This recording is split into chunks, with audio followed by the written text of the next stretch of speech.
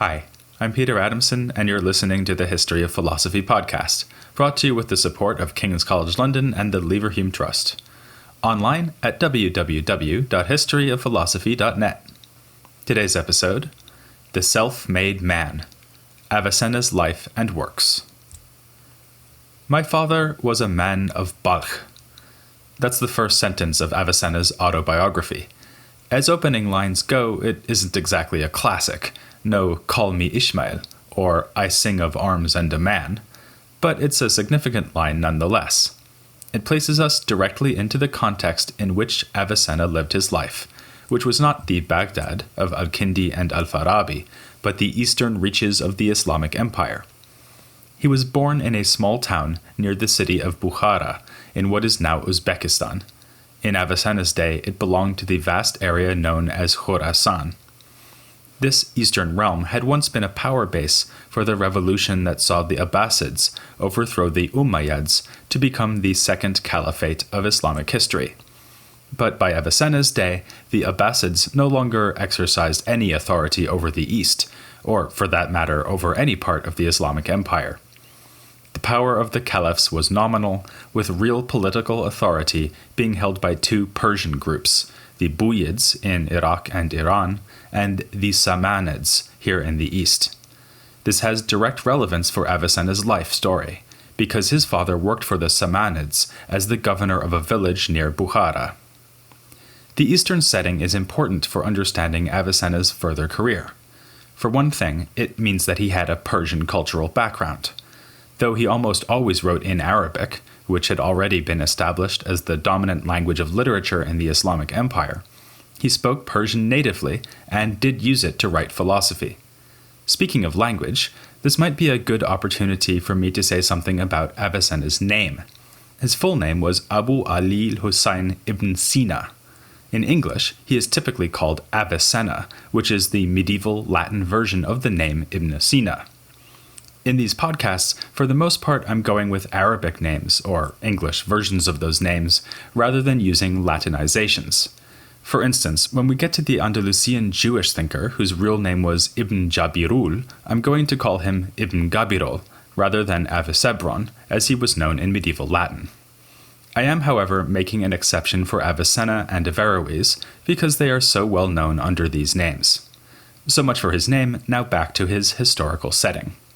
As we saw a few episodes back, the eastern lands of the Muslim Empire had seen an influx of Hellenic philosophy and science in the 9th and 10th centuries.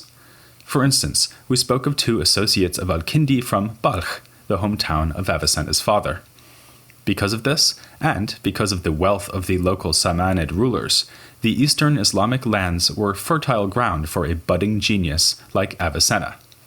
He mentions in his autobiography that in his capacity as a physician, he was invited to attend the Samanid ruler Nuh ibn Mansur when he was ill. This gave him the opportunity to visit the ruler's library in Bukhara, where Avicenna could see books he had never come across before and would never find again. That the young Avicenna was indeed a budding genius is a point made crystal clear in his autobiography. His readers would not necessarily have expected modesty from him. To our ears, though, the autobiography rings so strongly of self-aggrandizement and arrogance that it becomes almost comic. Avicenna first tells us how he was recognized as a prodigy early on, having learned the Quran by heart by the age of 10.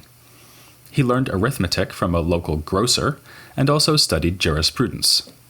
His father then had him tutored by a philosopher by the name of Anatoly, but he quickly outstripped his teacher, proving himself superior in logic and in astronomy. Avicenna furthermore claims to have taught himself to be a doctor. This took hardly any time at all, since, as he says, medicine is not one of the difficult sciences. Of course, he also moved on to study the higher philosophical disciplines of physics and metaphysics, not just reading books, but also engaging in what he calls verification of their contents. And all of this by the time Avicenna was 16 years old, an age at which most of us are busy verifying our friends' claims that that cute kid in chemistry class totally has a crush on us. High school romance? Definitely one of the difficult sciences.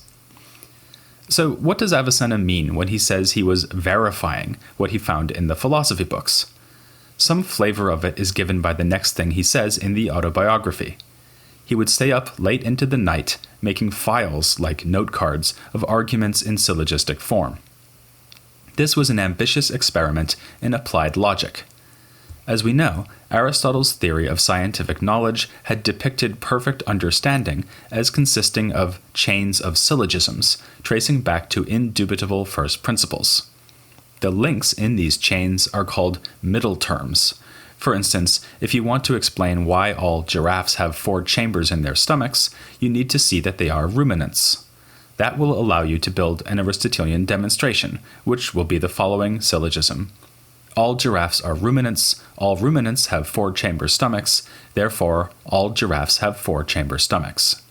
Ruminant is what fills the gap between giraffe and 4-compartment stomach, hence it is called the middle term. So, pursuing his own philosophy without any gaps, Avicenna tried to verify the traditional Hellenic sciences from the ground up, beginning from first principles and building syllogistic inferences by finding middle terms. Genius that he was intimately familiar with the dawning of sudden insights where such a middle term would simply come to him as if unbidden. It was obvious to him that not everyone was as blessed as he in this respect, so he coined a term for the special faculty by which gifted people like him are suddenly able to find the missing syllogistic link, hads, or intuition. When intuition did not come, he would often go to the mosque and pray to God for inspiration. And when he grew tired with his nighttime study, he would drink wine to restore his strength. The autobiography's mention of wine drinking scandalized many later Muslim readers, who leapt on the passage to accuse Avicenna of lax morality. The immediately preceding reference to prayer at the mosque didn't impress them nearly as much. But the wine drinking should be understood within the context of the ancient Galenic medical theory Avicenna had mastered so easily. For him, drinking wine was not a means to get drunk, it was more like drinking coffee for us to stay awake studying for an exam. Having said that, I reserve the right to make jokes about his wine drinking. I don't think he'd mind. Or maybe he would actually, because he was rather thin-skinned. There was, for instance, the time Avicenna was insulted at court by a scholar of Arabic. Avicenna went off and laboriously compiled a text made up of ridiculously obscure information about Arabic linguistics and returned to court. He claimed he had come across the book by chance, and then publicly asked the scholar to explain it to him. All of this was just in order to embarrass his rival. The material in the compilation was far too obscure for the linguist to recognize. In short, you wouldn't like Avicenna when he's angry. This story comes not from the autobiography itself, which, naturally enough, stops part way through his life. Even he wasn't enough of a genius to write his own life story posthumously. Instead, the anecdote appears in the completion of Avicenna's life story, contributed by his student Al-Juzjani. This last part also contains rather sensational information about Avicenna's death. Al-Juzjani relates a rumor that Avicenna was poisoned by servants who were afraid they would be caught stealing from him. Then, he explains that Avicenna, having engaged in some self-diagnosis, realized that he needed to abstain from sexual activity for his own health. But he found himself unable to do this and duly passed away, dying in 1037 in the city of Hamadan in modern-day Iran. This is gossipy stuff, which yet again scandalized later Muslim readers, and which I really shouldn't even be discussing in a very serious podcast like this. By the way, did I mention he also used to drink loads of wine? To be fair, Al-Juzjani does preserve a good deal of useful information too, about Avicenna's movements and the circumstances under which he wrote his philosophy. The general picture is that of a man who moved from one patronage context to another, often because he was forced to. I've already mentioned his connection to the Samanid ruler Nuh ibn Mansur. Avicenna says tersely that he was forced to leave and moved from one city to another, finally winding up in Jurjan in northern Iran, not far from the city of Rai and from modern-day Tehran, on the southern coast of the Caspian Sea. It was here that he met his student and future biographer Al-Juzjani. While in Jurjan, Avicenna engaged in one of his many, frequently bitter, disputes with an intellectual rival, the polymath Al-Biruni, who is remembered today not so much for his dispute with Avicenna as for his work on mathematics and his path-breaking writing about the culture of India. Avicenna was always up for a good dispute, also clashing with a representative of the Baghdad school of Aristotelian philosophers we covered some episodes back. This man, Abu Qasim al-Kirmani, was not one of the leading Baghdad peripatetics, but Avicenna saw him as symptomatic of the weak standards of the school as a whole. The only member of the school whose work he valued, or admitted to valuing, was al-Farabi, whom he took seriously when it came to logic. As we saw when we looked at al-Farabi, Avicenna was also greatly helped by his little essay on the purposes of Aristotle's metaphysics. On the other hand, one should never take Avicenna at his word when it comes to his influences. His admission in the autobiography that he could not understand the metaphysics without al-Farabi's help is unusual. More typically, he is keen to conceal his dependence on other thinkers, and to explain how his native intelligence and hard work allowed him to reach an almost unprecedented level of insight, all on his own. We should approach these claims skeptically. It may, for instance, be that he got quite a bit out of the work of another leading member of the Baghdad school, Yahya ibn Adi.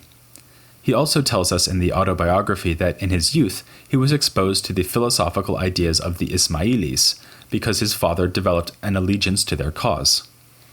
Avicenna insists that he immediately rejected these teachings in his youth, and there's no reason to doubt this. Nonetheless, it is worth noting that it could have been a route by which Neoplatonic ideas could have come to Avicenna's attention. Still, the greatest influence on Avicenna was undoubtedly, and unsurprisingly, Aristotle. Avicenna's most widely read work, titled Shifa, which means the healing, was an enormous reworking and rethinking of Aristotelian science, with separate volumes on every topic Aristotle had covered, and mathematics thrown in for good measure. It was explicitly intended as a so-called peripatetic work, that is, one that broadly follows an Aristotelian method and agenda of topics. Some recent work on the healing has shown, for instance, how Avicenna wrote the masterpiece that is the section on metaphysics. This section deals with pretty much every topic taken up in Aristotle's metaphysics, but in a completely different order, giving arguments and conclusions original with Avicenna. Very unusually in medieval philosophy, Avicenna was a thinker who went out of his way to be original, deliberately overthrowing centuries of philosophical tradition to forge a new, distinctively Avicennan philosophy. At one point in his career, he even gave this innovative reworking of Aristotelianism a brand name. It was the Eastern, or Oriental philosophy, so called to distinguish it from the more traditional and less impressive kind of philosophy practiced in the West, that is, by the Aristotelians of Baghdad. He even wrote a summation of his philosophical doctrines called The Easterners, which is partially lost. Another characteristic work, also preserved only in part, was the Fair Judgment, which explained what Avicenna did and did not find acceptable in the previous philosophical tradition. The circumstances in which Avicenna wrote his magisterial healing are characteristic of another aspect of his career, the constant upheaval he faced. He spent most of his life traveling from place to place in search of physical and financial security, so that he could concentrate on his modest project of shattering the entire philosophical tradition and building something new out of the shards. He found himself in the city of Hamadan, where he had been employed by the Buyid warlord Shams ad-Dawla. When Shams ad-Dawla died, his son wanted to retain Avicenna's services, but Avicenna rejected the offer. He quickly found out that you also wouldn't like Buyid rulers when they are angry, and had to go into hiding with another, less powerful patron. Astoundingly, it was under these difficult circumstances that he wrote The Healing, often relying on nothing but his memory to give him access to the texts he was so creatively rethinking. Finally, though, he managed to find a more stable situation with a rival of the Buyids, another warlord named Ala ad-Dawla. Avicenna died in the year 1037, still in Hamadan and still in the service of Ala ad-Dawla. For him, Avicenna wrote a kind of summary of the contents of The Healing in the Persian language. A second abbreviated version in Arabic was called The Salvation. These texts are a good way to get into Avicenna's system, because they are relatively brief and clear.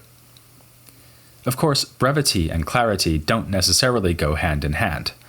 The proof is another work of Avicenna's called Al-Isharat wa Tanbihat, or Pointers and Reminders. As the title suggests, this is a deliberately elusive and difficult work, which just supplies the reader with hints and prods to reconstruct arguments that Avicenna may have given in a fuller version elsewhere, either in discussion or in his longer treatises. If you don't mind my recording a personal impression, I would say it's the most difficult work of philosophy I've ever read, or tried to read, in Arabic. Rather unexpectedly, though, the compressed and deliberately obscure style of the Pointers meant that it would wind up being perhaps his most popular treatise. It called out for later authors to explain it, provoking a long tradition of commentary. This is just one example of a more general phenomenon. As we've been seeing, the Arabic philosophical tradition drew inspiration from a range of sources, from Neoplatonic works to the medicine of Galen and mathematics of Euclid and Ptolemy, to the theological systems put forth in Islamic kalam. Among these sources, Aristotle loomed largest. He had formed the basis of the late ancient philosophical curriculum, so it was only natural that in Syriac and then in Arabic, the study of philosophy and the study of Aristotle would remain nearly synonymous. Even highly original thinkers like Al-Farabi were content to devote a good deal of their activity to the interpretation of Aristotle. But once Avicenna came along, things changed. The tradition of writing commentaries on Aristotle largely ground to a halt, with a couple of minor exceptions in the Eastern Empire and the very major exception of Averroes, far to the west in Islamic Spain.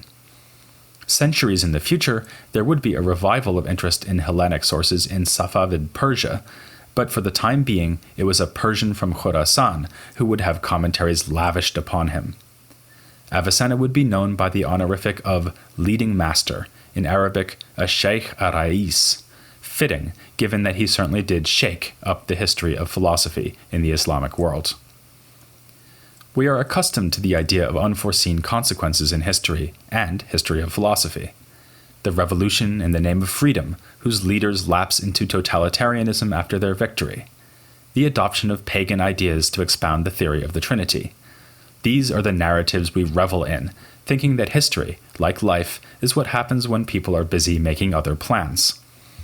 But in Avicenna's case, things unfolded pretty much as he intended. It's clear that he harbored ambitions of founding a new tradition in philosophy, and not just from his adoption of the phrase Eastern philosophy. He claims in his autobiography that his philosophy did not change in its fundamentals since the time he was 18 years old. But the style in which he presented that philosophy certainly did. In some texts, like The Healing and Fair Judgment, he engaged more or less explicitly with the peripatetic tradition. In the Pointers, he wrote elliptically as a challenge to train his students and readers. In still other works, he set his philosophy in the form of symbolic fables, one of which bears the enigmatic title Hay ibn Yaqzan, or Living Son of a Wake. We'll be hearing that title again. So Avicenna worked hard to earn the legacy that would be his. I suspect that if you informed him that people would soon think of him, instead of Aristotle, as synonymous with philosophy itself, he would simply have nodded with the satisfaction of a man whose carefully laid plans have come to fruition. But there was a price to pay too. Critics of philosophy now had a new target to aim at. When the next great thinker of the Islamic East, Al-Ghazali, wrote a critical text entitled The Incoherence of the Philosophers, it was Avicenna he had in his sights. Attempting to retrench to the Aristotelian old school of the Baghdad Peripatetics, Averroes responded that Al-Ghazali's arguments were beside the point. Philosophy means Aristotle, insisted Averroes, and in his thought you will find no incoherence. But he was fighting a losing game. Respect for Aristotle would never die completely, and there was certainly an awareness that Avicenna himself was in some sense an Aristotelian. Avicennism was even referred to as a peripatetic school of thought. Still, especially in the East, Avicenna, and not Aristotle, was the indispensable philosopher. Avicenna attracted not only criticism from theologians like Al-Ghazali and reactionary Aristotelians like Averroes, but a degree of admiration from certain unexpected quarters. Much as had happened to Aristotle in antiquity, his ideas were absorbed into a variety of intellectual traditions. In the Eastern Islamic world, one particularly dominant example would be Illuminationism, which critically reworked Avicenna's theories in something like the way he had reworked Aristotelianism. The theological tradition of Kalam would also become suffused with Avicenna's ideas and language. Finally, the mystical Sufis would make use of Avicenna and even claim him as one of their own. There are passages of Avicenna which allude to the terminology of what was, in his day, already a burgeoning Sufi tradition, and to this day there are interpreters who think that, under the hard-nosed rationalism of Avicenna's philosophy, you can discover the beating heart of a mystic. In my view, this interpretation is deeply misguided, but there is no denying that Avicenna's philosophy would become a major point of reference for Sufi thinkers, including Al-Ghazali, in fact, but also the great mystic thinker Ibn al-Arabi. To say that Avicenna was no Sufi is not to say that there is no such thing as philosophical Sufism, and we'll be turning to it in due course. First, though, we should turn our attention to the ideas that made such an impact on the later tradition. Some of these were almost universally adopted, while others scandalized readers just as surely as the references to wine and sex in Avicenna's life story. For instance, Avicenna will demonstrate God's existence with a widely admired proof.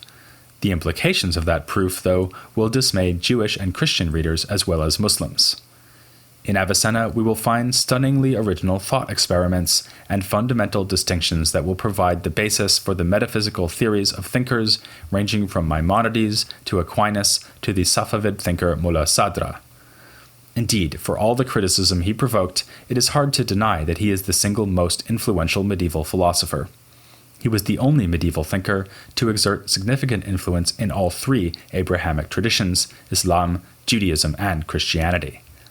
In his autobiography, Avicenna tells us that his student and amanuensis al-Juzjani applied the following lines of poetry to Avicenna's disruptive life, pulled as he was from one patron to another. "When I became great, no city was big enough for me. When my price went up, no one would buy me." He became great indeed, to the point that there is no greater philosopher in the Islamic world. So you can't afford to miss next week's episode as I look at Avicenna's metaphysics here on The History of Philosophy, without any gaps.